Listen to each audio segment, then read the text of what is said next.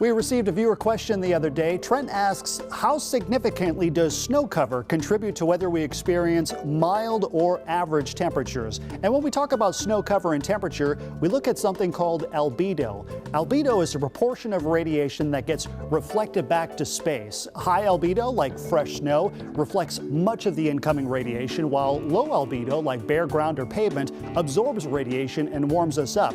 So when we have a snowpack, more radiation gets reflected back out into space and temperatures tend to be colder. That's for sure. It actually, of course, reflects that radiation back, so that energy is not used to actually heat the air and the ground, and so that does impact it. And also at night, it kind of just basically refrigerates us.